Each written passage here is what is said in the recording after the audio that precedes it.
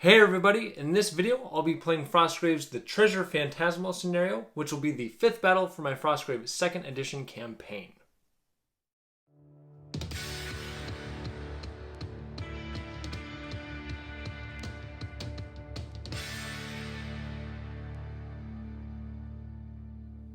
Hey everybody, I'm Alan with Bricks and Blocks Gaming, the channel that plays tabletop games using toy bricks and blocks and discusses the rules and strategies that build the foundation for those games. Be sure to check the description box below where you'll find links to some of my other Frostgrave content and you'll find timestamps for this video. You'll also find my warband lists including spells, casting numbers, soldiers, and any magical equipment that the warbands have. The Treasure Phantasmal scenario is the 5th new scenario from the Frostgrave 2nd edition rulebook, and facing off for this battle will be Frappuccino de la Mocha, the Sigilist, against King Arthur and his Knights of the Round Table. But before I get to the battle, I'm going to summarize how the warbands did in their last battle, show my table setup, explain the special rules for this scenario, deploy my warbands, and then start the battle. So let's get to the bricks and blocks of Frostgrave's 2nd edition's The Treasure Phantasmal scenario. Frappuccino de la Mocha and his warband did okay in their last battle. They upgraded their health and improved their Telekinesis spell, and they purchased a Scriptorium for their base to hopefully help them cast Right Scroll. They start with a Ranger, a Demon Hunter, 2 men-at-arms, one was a new hire, a Crowmaster, their Treasure Hunter with their +1 fight Dagger, and 2 Thieves. Frappuccino is level 4, he has 55 experience points saved and 44 gold crowns in his vault. The Knights of the Round Table did well in their last battle, with the Rabbit of Carbonog taking out 3 soldiers. They were able to increase their fight by +1, and they improved their Possess spell. They start with Sir Lancelot the Barbarian, Galahad the Man-at-Arms, Tim the Tracker, Robin the Thief, their Minstrel that's now a Bard, Patsy the Thief, the Beast of Arg, which is a bear, and the Rabbit of Carbonog, which is a snow leopard. King Arthur starts this battle at level 4 with 105 experience points and 105 gold crowns saved up. I've got my board set up and my treasure tokens placed, but before I show you the table, we'll roll to see who gets to select their side of the board first. The 2 dice are similar in color. They're both kind of blue. Frappuccino has gold and Arthur has yellow. We'll see if I can keep those dice separated, and if I have trouble I might switch them up in the middle of the game. We got 12 for Frappuccino, so he's going to select his table edge. For out-of-game spells, Frappuccino and Ryder have no before-game out-of-game spells, so they'll just try to cast Right Scroll after the battle. For Arthur and Sir Bedivere, they can't cast Animal Companion because they both already have a companion, but we'll go to Familiar. Arthur casting on a 10. 6, failure, and Bedivere with a -2 to that. That's 12. He got that. He'll have +2 health for this battle. And next we'll do Raise Zombie to see if they get a Black Knight. Arthur on a 12. He got it, so the Black Knight will be joining them at the start of this battle. This scenario calls for a Wraith to start on the board and possibly up to 4 more that will appear. This is the figure I usually use to represent a Wraith, but I only have 2 of those, and they look kind of silly, so I'm going to be using these figures to represent my Wraiths. I used these in my Perilous Dark campaign to represent Reaver Wights from the Reaver's Crypt scenario. So they just look more intimidating. I've got 5 of them, so this guy will start on the board and 4 more might appear. My battlefield is all set up. This scenario calls for a standard table setup, except that a Wraith is to be placed adjacent to the centralized treasure token, and that Wraith will just stand there until a figure gets within 6 inches of it, or the Wraith gets magically moved somehow, and at that point it will activate during the creature phase as normal. The 4 treasure tokens are placed 2 up high over here that Frappuccino placed so that he can use Telekinesis to move them, and then King Arthur placed 2 kind of hidden over here in hopes that he'd be on that side and could easily get to those without having them moved away. Whenever one of the regular treasure tokens is picked up, instead of rolling for a random monster like normal, we'll roll a d20, and on a 10 or higher, a Wraith appears within 8 inches in a random direction of that treasure token. And these treasure tokens don't want to be found. Whenever a character is carrying one, when they activate, they'll make a will roll against target number 10, and if they fail, they have to make a single movement towards the middle of the board, and then they'll end their turn at that point. They won't make a second action. If they end up getting to the middle of the board, they will then drop the treasure right in the middle. And with these wraiths, their stats on paper aren't that great. They only have fight +2, 10 armor, and 6 health, but they do double damage whenever they hit, and they cannot be damaged by non-magical attacks. Frappuccino de la Mocha and his warband decided to set up over here on this side of the table. So we've got Frappuccino himself, and behind him is a thief. Their 2 men-at-arms. Here we've got their other thief, their demon hunter, and their treasure hunter, and she has that magical dagger of fight +1. That is the only magical attack option that Frappuccino's team has, so they're going to try to protect her and have her hopefully take out some wraiths. And over here we've got their crow master with his blood crow, Rider the Apprentice, and the ranger is around there. Their strategy is to try to get these 2 close treasures off the board quickly using some of their high will powered soldiers. Their crowmaster, while he only has a fight of +0, has a +2 will, so he'll be a pretty good treasure carrier in this battle. For the Knights of the Round Table over here, we've got Tim the Enchanter, the tracker. We've got Brave Sir Robin, who's still a thief, and his minstrel, who's been upgraded to a bard, which will actually be really helpful in this battle because he adds +1 will to figures that are nearby. And they're also in a brewery, which gives all their soldiers +1 to their will, so that should be helpful in this battle. They've got Sir Bedivere over here next to Sir Lancelot the Barbarian, and then we've got the Black Knight next to Sir Galahad. Over here, the Bear, the Black Beast of Arg, the Snow Leopard, which is the White Rabbit of Carbonog, and next to King Arthur and Patsy the Thug. Their goal, as always, is to do all they can to try to get the Holy Grail out of the middle of the table, and if they happen to pick up other treasures along the way, that will be a bonus. And we'll see how their combination of the Bard and the Brewery pay off in pulling treasures off the board. In this battle, I'll be using this die for the Wraiths, because, I don't know, it looks kind of white and snowy, and then with the red kind of matches their eyes. So that's what they'll be using this battle. Let's go ahead and roll initiative to see who goes first. All right, we've got 16 for Frappuccino against 10. I think there's going to be a lot of telekinesis spells cast in this game. Frappuccino is going to run up to here, and from there he will attempt to cast telekinesis on that treasure. They upgraded this to an 11 after the last battle. 10, he'll empower that for 1. 6 movement units will take this treasure behind Frappuccino right over to here. One thing I wanted to point out here is that as far as whether a wraith will appear, it's when the token is first picked up, which doesn't mean when I pick the treasure token up with my hand, but if you look back onto the collecting treasure page, the action of picking up a treasure token is how your figure picks it up. So the wording for the scenario should mean when a figure actually picks it up, not when it's been moved, which makes telekinesis quite powerful for this scenario. For King Arthur's activation, he will just activate by himself and cast Possess on the White Rabbit. This has been upgraded to a 13. He got it. The White Rabbit is now the Killer Rabbit of Carbonog. Then he'll make a 6 unit movement to right here. So he is up against that terrain. Rider over here, who's hiding behind this building, will do a single move up to here. And from there, he will attempt telekinesis on that treasure. Casting on an 11 with a -2. That is a 3. He failed that by 8, so he'll just take the 1 damage and let it fail. So instead of having Sir Bedivere try to possess Sir Lancelot, he's got a different idea here. He is going to move this way on a single move to right there, and then they've got a trick up their sleeve also.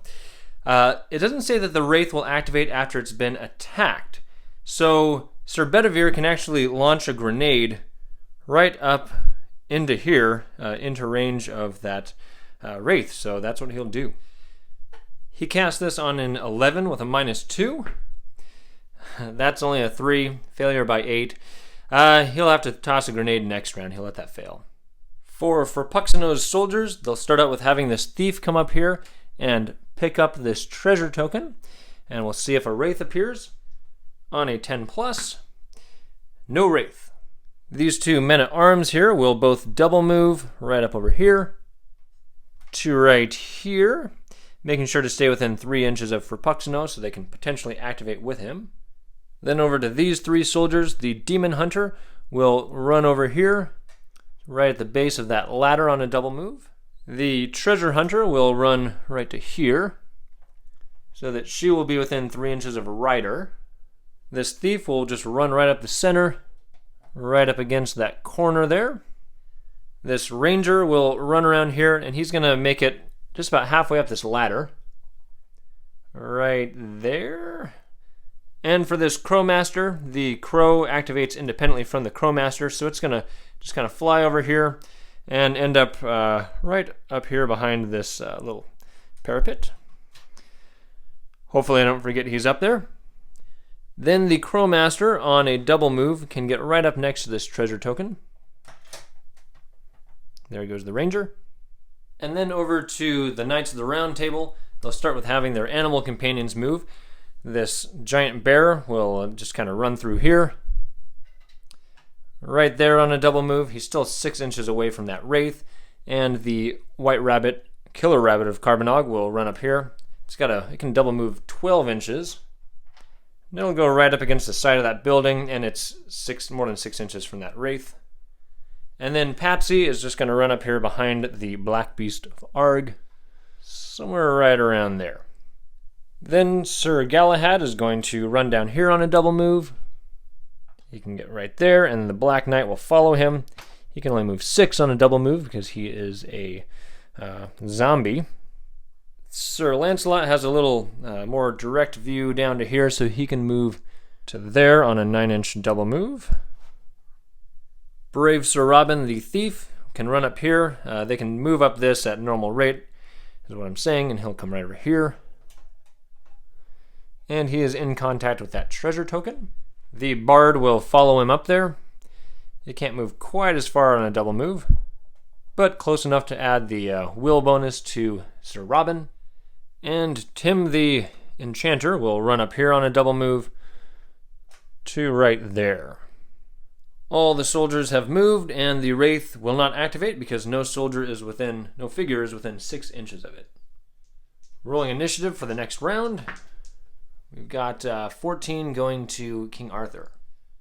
Arthur will start out by activating with the Black Beast of Arg, and he will have it do a double move right through here, right to this open spot where he can kind of fit.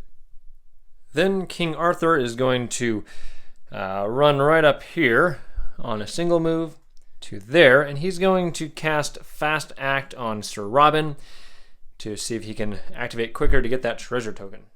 Actually, he's going to move down here so that he's not right in line of sight of all the archers, and from there he can actually see Sir Robin's hand, so he'll cast Fast Act now.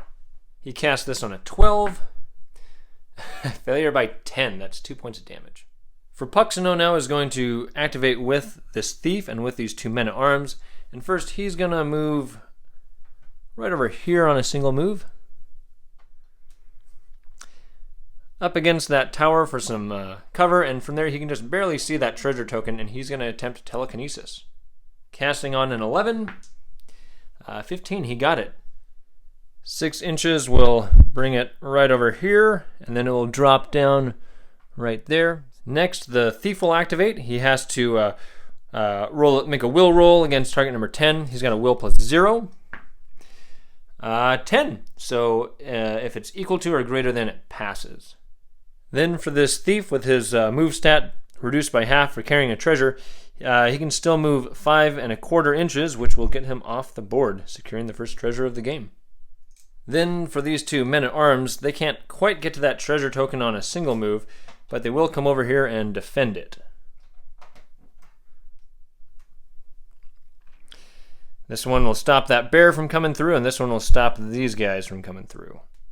Next, Sir Bedivere will activate, and he's going to try to launch another grenade in here at that Wraith. Casting on an 11 with a -2. That is a 13. That is successful. This is a +3 magical shooting attack against +2 fight for the Wraith. That is a 15 against 19, so there's no damage dealt. Then he will move up this ramp next to the Bard, the Minstrel. Over to Ryder's turn over here. He is going to activate with the Demon Hunter, and then the Crowmaster and the Ranger are just within the 3 inches, so all 3 of those will activate. So first, the Crow Hunter will pick up that treasure token. We'll see if a Wraith appears on a 10+. One does. We'll see which direction he goes. That direction. So the Wraith appears 8 inches away from the treasure token in this direction that I rolled. So it'll show up right there. Now, since the Crowmaster has already activated, it won't trigger the will roll. It's only when they activate and they're carrying treasure. So he will use his second action to move here. 3 inches. Then I'm going to have the Demon Hunter run up this ladder over to here by this parapet.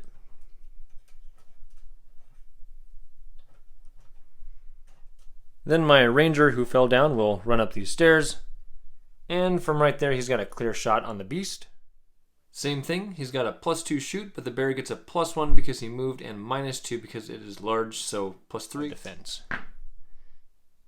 And that is a 17 against 11. The beast has 12 armor, so 5 more damage. The beast is down to 2, and he is wounded. Then Ryder is going to move over here, right underneath this little catwalk. So I got him right to there where he's kind of against that wall, and he's going to try to cast Explosive Ruin into this alleyway. Casting on a 10 with a -2. That's a 4. So he decided to empower that for 6, so this will go right here. For the Knights of the Round Table Soldier phase, they'll start with having Tim the Enchanter fire an arrow or a fireball down here at Ryder. This one ice outcropping is intervening terrain, and although he's against that building, he doesn't really have any cover from this angle, so just a +1 for that. So Ryder is a +1 against +2 shoot. It's a 5. The other die fell off the table, but that's a miss anyway. Tim will then move right over to here against that terrain, but he's still within 3 inches of Bedivere. Normally the soldiers would all charge in after that Holy Grail, but since they can't damage him, they're going to wait until their spellcasters can maybe throw some grenades in there. So they've got some other tactics this turn. We'll start with that. Well, next we'll have Sir Robin and the Minstrel run down this way. And they can double move to right there. Then we'll have Patsy run over here and climb this. So he'll be right there. Sir Lancelot, the Brave, will run through here and run right there to engage this man-at-arms. And then Sir Galahad will do the same thing. He can just barely get to that side of him on a double move. The Black Beast of Arg, with only a single action, will just climb up this. Kind of hard to get him up there. To engage the Ranger, and the Demon Hunter will engage him as well. Then this Killer Rabbit of Carbonog that's taking a nap down here, on a double move can run through this pathway, and it climbs for no penalty. So we'll run up here and engage the Ranger. Then the Black Knight down here will do a double move up here in front of King Arthur. 6 inches.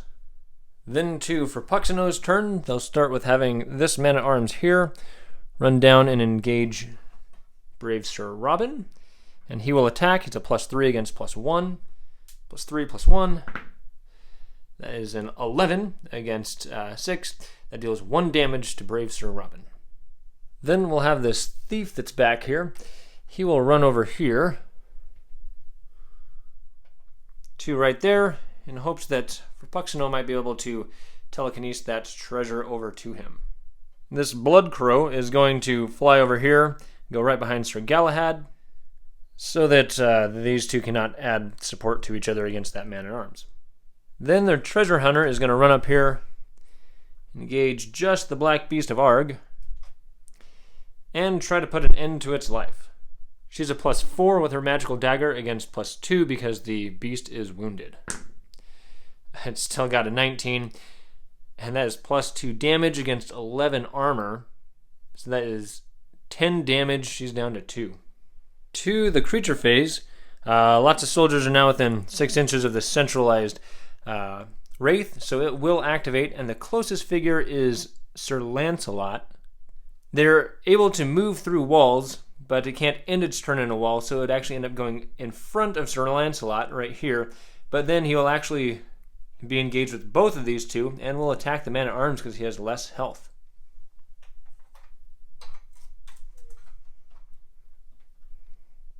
So it is supported by Sir Lancelot because they both want him dead, so that's a +4 for the Wraith against +3 for the man-at-arms.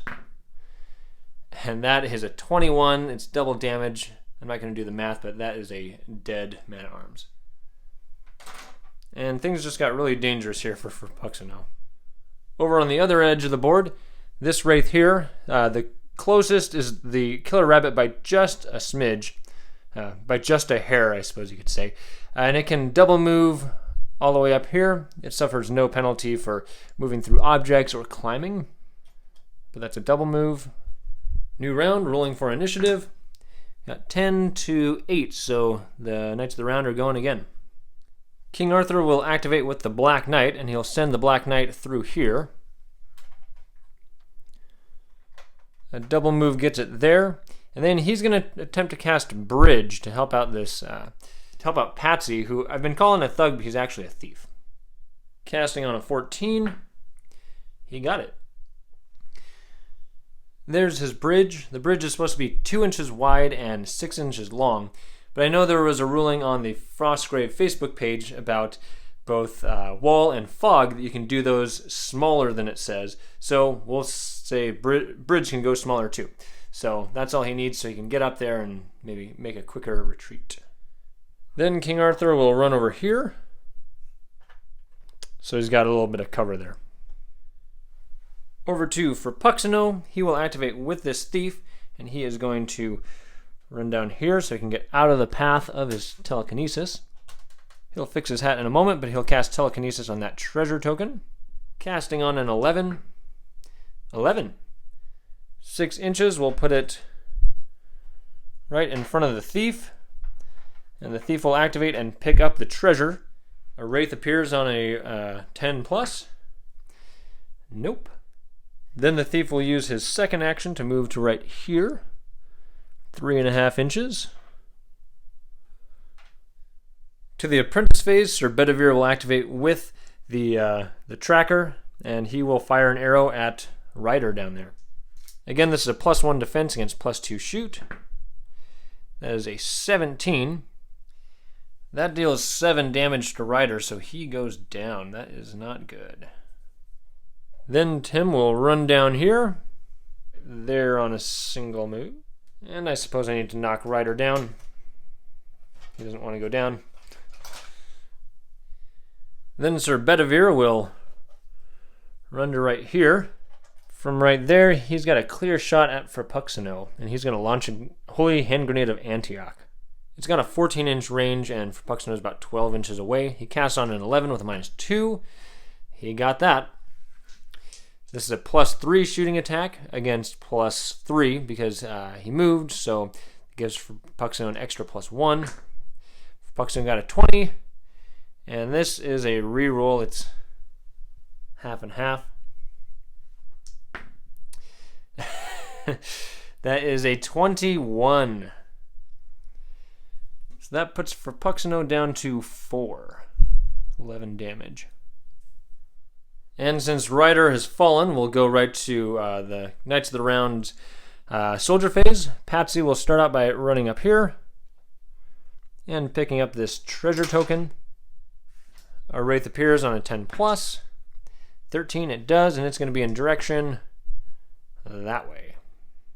So I was standing at the side when I threw that, so that direction will get it right over here which is going to put it into combat with the bird. So the Wraith appears right there. It's in combat with the Barbarian and the bird, but the bird's only got 1 health, so we know who's getting attacked. Over to here, the Minstrel will run over and engage this man-at-arms. Bards have a fight +2, so with support it's a +4. Against the man-at-arms +3. Oh, we got a critical hit. First critical hit of the game, so the brave Sir Robin's Minstrel goes down with that. Minstrels wear light armor, so 11 armor against 28, that's 17 damage. Up to this tower over here, the Killer Rabbit of Carbonog will attack the Ranger.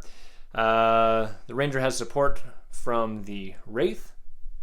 So the Possessed Rabbit is a +5 against +4 for the Ranger.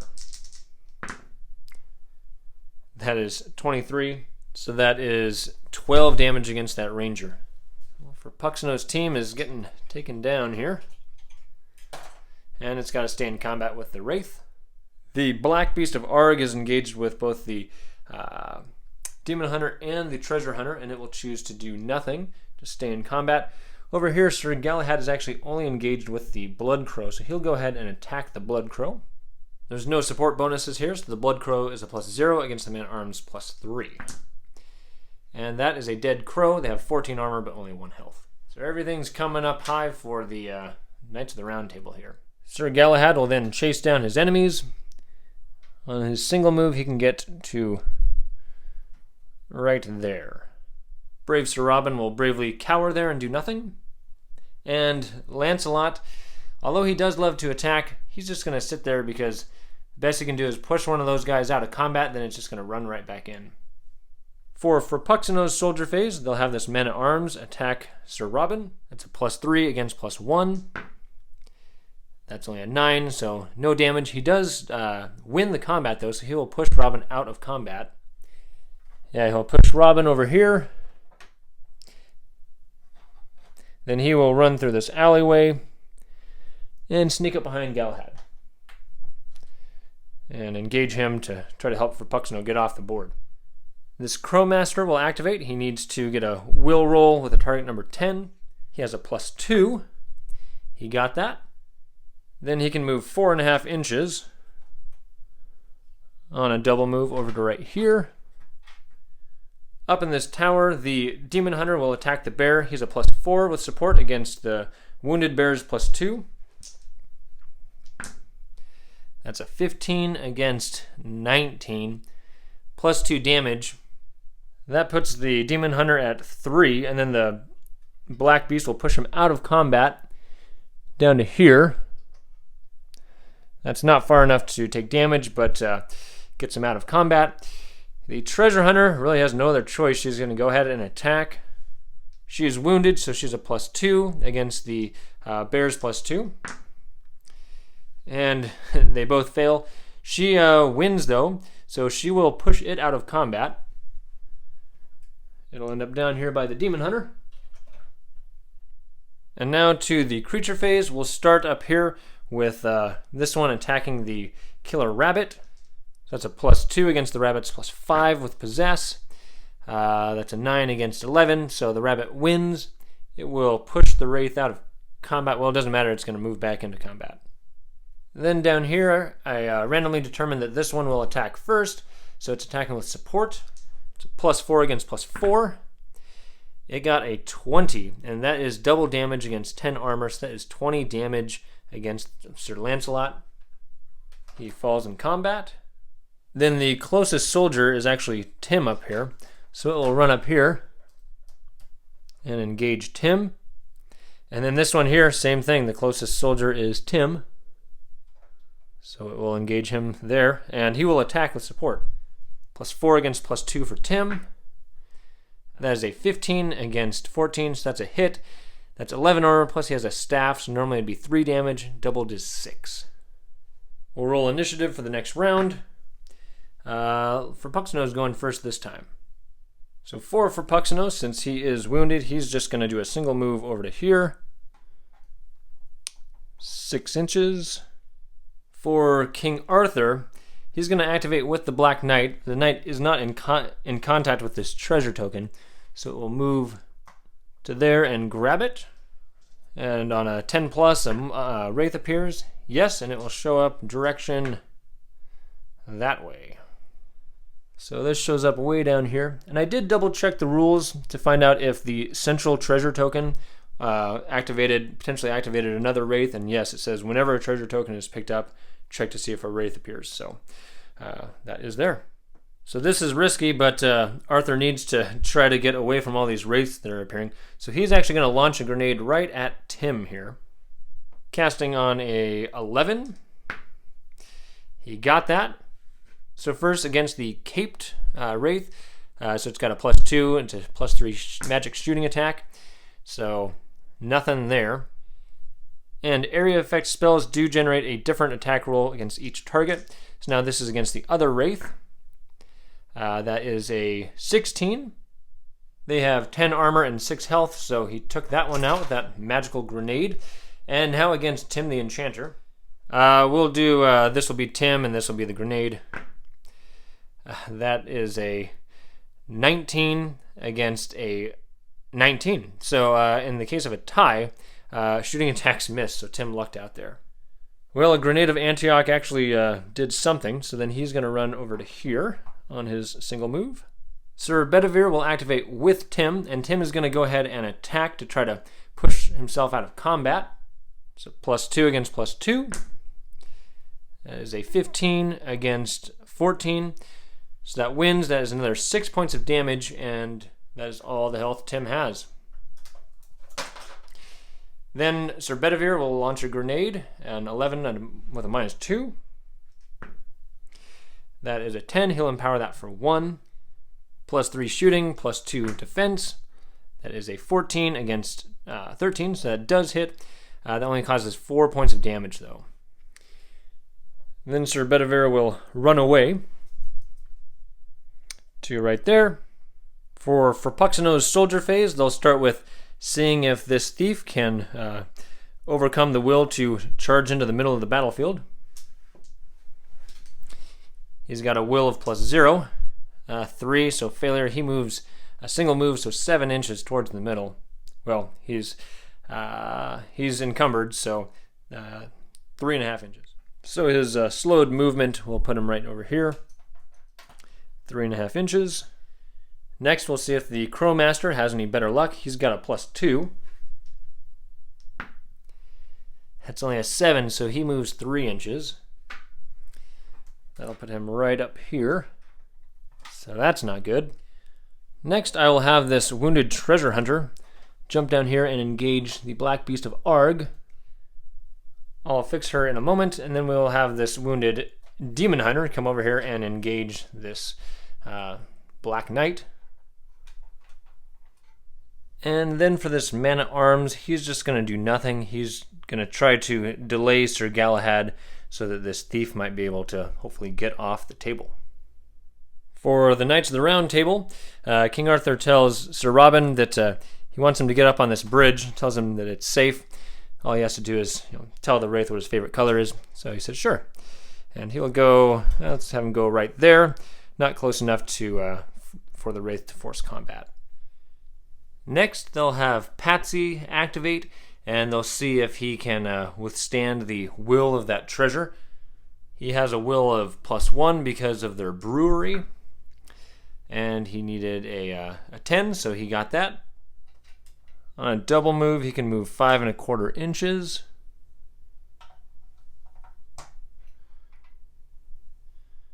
Next, the Black Beast of Arg will attack the treasure hunter. Since they're both wounded, they're both a +2. And that is an 11. And the Black Beast does +2 points of damage against 11 armor, so that is 2 points of damage on her. She was down to 2 health, so she goes down. And now the Killer Rabbit of Carbonog will attack that Wraith. The Possessed Rabbit is a +5 against +2 for the Wraith. And it gets a 24, so it wins. It doesn't deal any damage, but it wins, so it will push this thing out of combat down to here.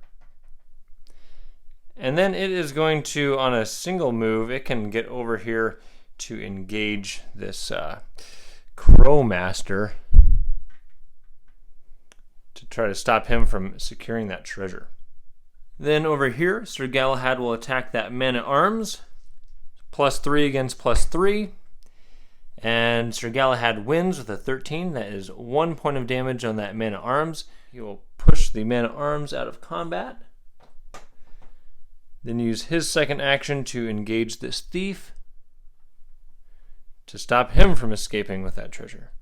So Frappuccino's team went from almost securing 2 of these treasures to now being in pretty bad shape for those treasures. We'll see if they're able to get those off the board later.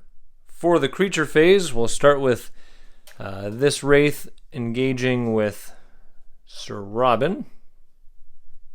Sir Robin is a +1 against the Wraith's +2. Sir Robin wins with a 19. And he's just going to push the Wraith out of combat. Over here, this Wraith will engage the Black Beast of Carbonog. The Black Beast of Arg, I should say. So +2 against +2. The Black Beast wins with an 18, so it will push that thing out of combat. Then this other Wraith will come up and engage it. +2 against +2. That is a 10. So it wins but doesn't get past its armor. So they'll just stay in combat. Initiative for the next round. We've got King Arthur winning with a 10 over 9.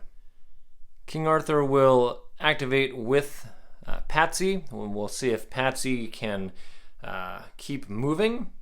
Target number 10 with a +1 to this roll. And that is a 10. That brewery is saving them. 5 1/4 inches gets him right over to here.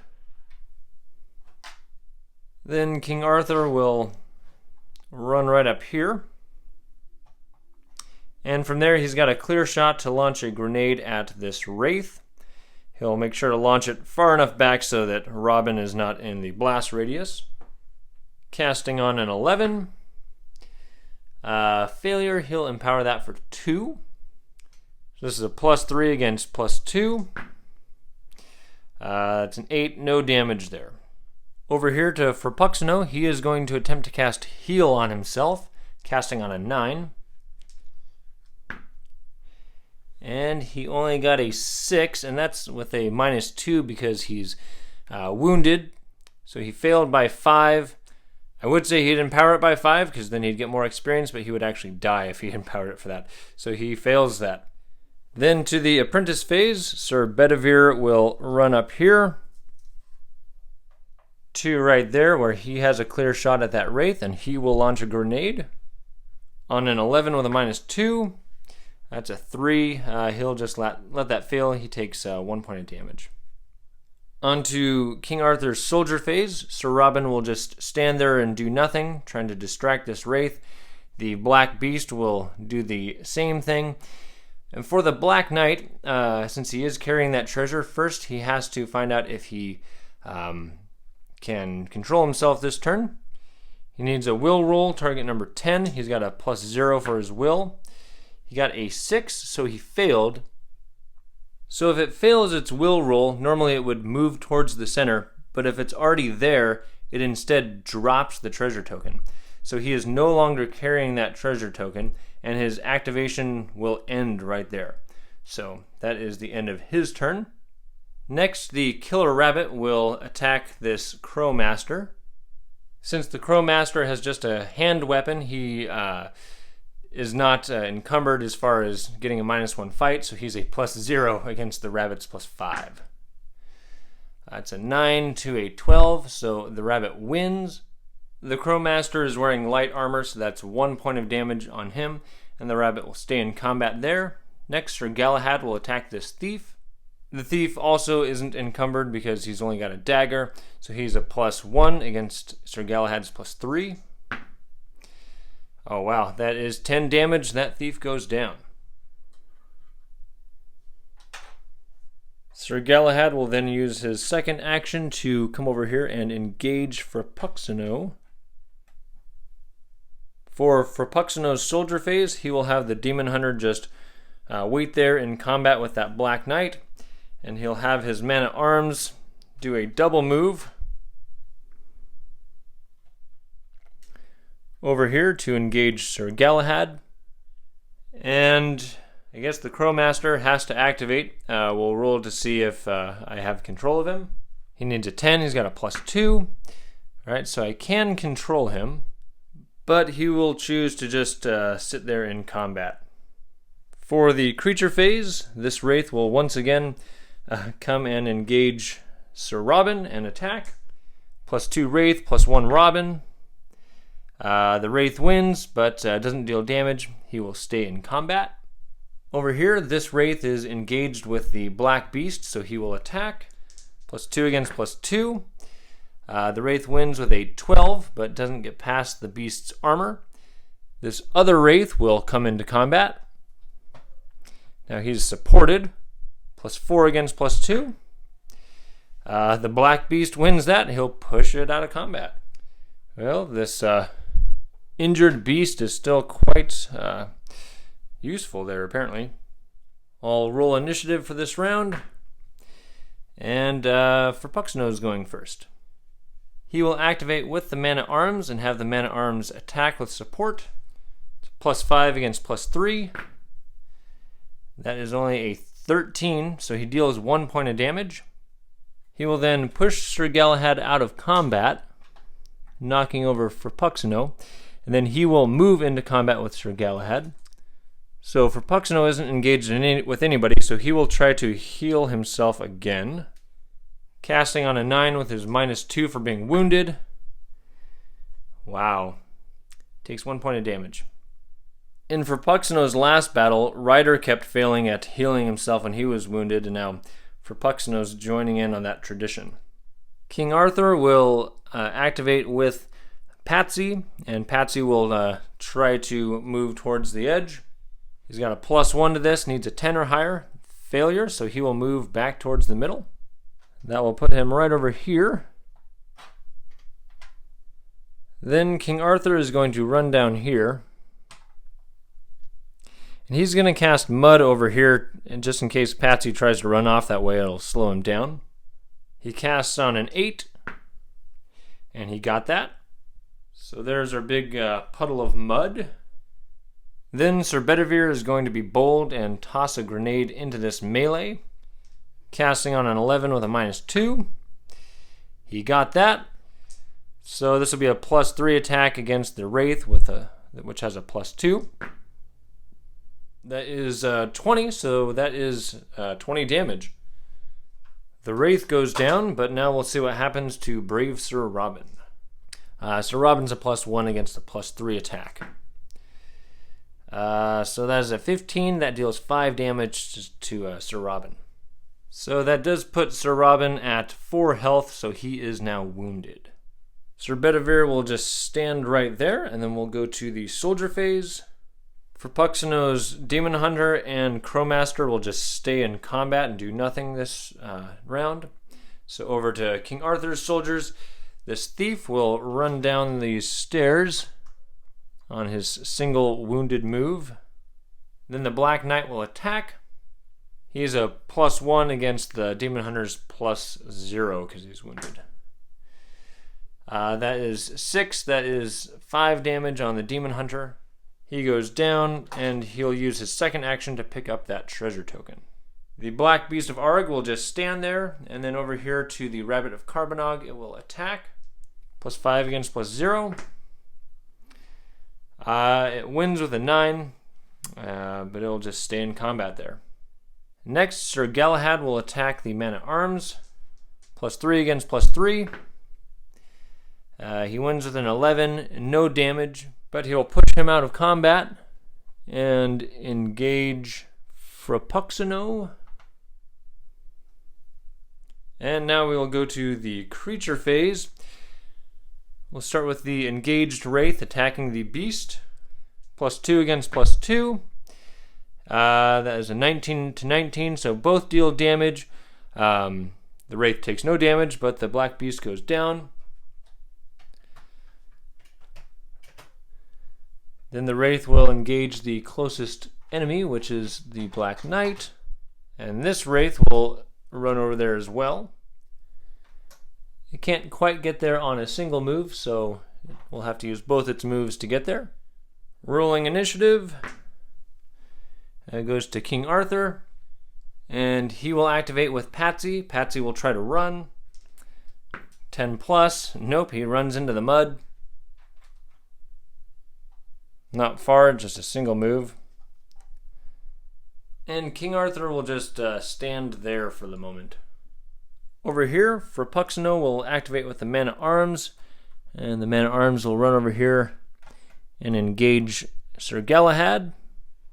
+5 against +3. That is a 15. So he wins that. And then the Man-at-Arms will just push Sir Galahad out of combat.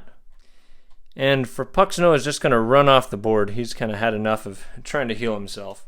Sir Bedivere will run over here to right there, and he will launch a grenade right at the feet of the Black Knight. Casting on an 11 with a -2. As a 1, he takes 2 points of damage, failing by 10. For the soldier phase, Sir Galahad will run over here and pick up this treasure token. And the rabbit will attack the Crowmaster. +5 against +0. And that is a dead Crowmaster. Then the rabbit will run over here. 8 inches. And the Black Knight has to activate, so we'll see if he ends up dropping that treasure. On a 10 plus, he hangs on to it. Nope, he ends up dropping that. And then Sir Robin decides he is going to actually be brave. And he will run up to engage this Wraith, so if the Black Knight dies, he will be the target they run to and not Patsy. So now this Wraith here will attack the Black Knight. No support is given. +2 against +1. The Black Knight wins that, and he will push the Wraith out of combat. Actually, he won't, because the Wraith would just run back in, and then the other Wraith will attack Sir Robin, because Sir Robin has fewer health. Robin's wounded, so he's -1 against +2. So he loses. That's 13. Double damage, 6 damage. So Robin goes down. We'll roll some initiative for the next round. And we've got Frappuccino's team going first. Since there's no spellcasters left on this side, we'll go over here. King Arthur's just going to hang out there. Sir Bedivere's going to try one more time to get some experience points here and toss a grenade down into that pack. Casting on an 11 with a -2. He got that. Against the Wraith with the axe. +3 against +2. Nothing against the other Wraith. He got that. That's 18. Takes out that Wraith for some experience points. And then against his Black Knight. Black Knight will be +1 against +3. Black Knight takes 1 point of damage. He will then run over here. Now to Frappuccino's soldier phase, this Man-at-Arms is just going to run off the table. That will end the game because his team has, Frappuccino has no members left on the board. Patsy will secure this treasure that he's holding there, as will Sir Galahad, but we need to find out if these other 2 treasures end up in the hands of the Knights of the Round Table. For the regular treasure, on a 15 plus, they will obtain that. Nope, and for the central treasure, 15 plus. Nope, they don't get that one either. So this was quite a brutal battle with lots of figures falling, and only 3 of the treasures actually got secured in total by the Warbands. Frappuccino's team seemed to be doing well to start that battle off by moving a lot of treasure tokens around, but in the end they only came out with 1 treasure token and 3 members surviving the battle. So they've got a lot of survival rolls to make here. Start with the freebies, the crow. It's dead, so it will be a different crow that comes back. The thief. He is badly wounded. The Man-at-Arms. He is fine. The Demon Hunter, he is fine. The Crow Master, he is fine. The Ranger, he is dead. That is expensive. The Treasure Hunter with the Magical Dagger, she's badly wounded. And Ryder the Apprentice, after taking that arrow, 15, he is fine. So not as bad as it could have been. For after game spells, Frappuccino will try to write a scroll of Time Walk on a 12 with a +1 because they have a Scriptorium. That's a 10, so that's a failure. And Ryder with a -2 because he's an apprentice, but the +1, he also fails. So 3 battles, and they have yet to cast a Write Scroll spell. For experience points, Frappuccino got 40 participation points, 15 for 3 failed spells that cause damage. They only successfully cast 4 spells because Ryder died so early. They pulled the 1 treasure off the board for 40. There's a bonus of 5 experience points for each wraith that appears during the scenario. So one of the wraiths started on the board, but 3 appeared, so 15 experience points for a total of only 150, plus the 52 they had saved up, so 205 experience points total. They'll use 200 of that to increase their health by 1 and to lower the casting number of heal so that maybe they can actually heal themselves when it counts. For their 1 treasure token, 15. 15 is just 20 gold crowns and a grimoire. For the grimoire, this will be a cross and this will be down. Got 3 and 18. So 3 and 18 is a grimoire of Enchant Weapon, which is kind of funny because that's the only grimoire that they already have. So as far as their purchasing, they went ahead and sold that duplicate grimoire of Enchant Weapon for 200 gold crowns, combined with the other gold crowns that they found and what they already had saved up. They had 278 to work with. They have carrier pigeons, so soldiers that are at a discount. So they upgraded their thief here to a barbarian for 115. They hired a infantryman to take the spot of their dead ranger to give them some more combat attack power to deal with all these warbands with bears. For game terms, they essentially took the dagger off their treasure hunter, fired her, and hired a new treasure hunter and gave the magical dagger to her. So, but we're just saying they basically just paid to have her healed, and they did the same thing with that treasure hunter. Basically, just got a new one, or thief, I should say, to replace the wounded thief. So they'll start the next battle with a full team of 2 spellcasters and 8 soldiers. King Arthur's team did okay considering what they're up against with all those wraiths. All those holy hand grenades of Antioch did a pretty good job taking out a few of those, and the possessed killer rabbit did a pretty good job defending the battlefield and preventing a treasure from getting removed. And Galahad was able to work his way across the board to secure a treasure himself. But they did end up with 5 fallen soldiers, so we'll see their fate. Starting with Sir Robin the Thief. He is badly wounded, but he's a thief, so he'll come back. Their Bard, he is fine. Tim the Tracker, who took out Ryder with an arrow, he is definitely fine. It's Lancelot, who has fallen in every battle so far.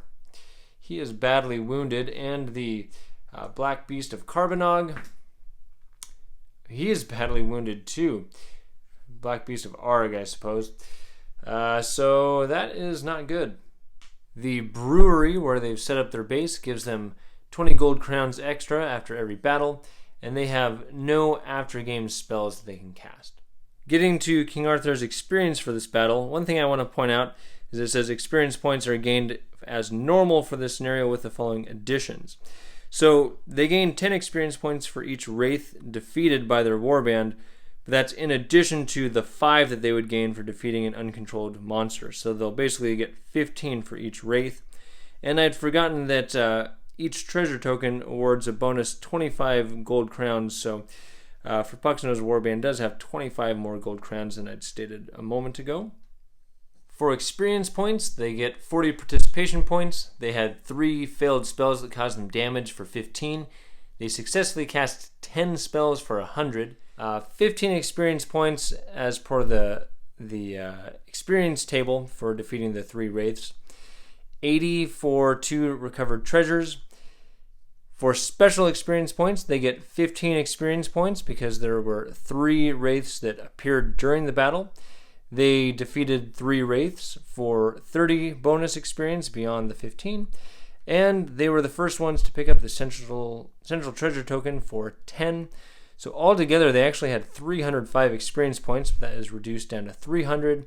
And they had 105 already, so they've got 405 experience points. They're going to choose to gain 3 levels and increase their fight, lower the casting number for grenade, and learn a right scroll, which they had a grimoire for. For their 2 treasure tokens, let's see what they get. 2 and an 18. 2 is 20 gold crowns times 10, and 18 is 80 gold crowns and a grimoire. So this times 10 gold crowns. 1. The same thing happened to somebody in the last battle. For the grimoire they found, this will be a cross and this will be down. 11 and 4. That is a grimoire of Plane Walk, a summoner spell. For their purchases, they didn't have anything they could sell, but between what they had saved up and what they found on the battlefield, as well as the amount they got from their base and the special gold crowns for their treasures, they had 265 gold crowns.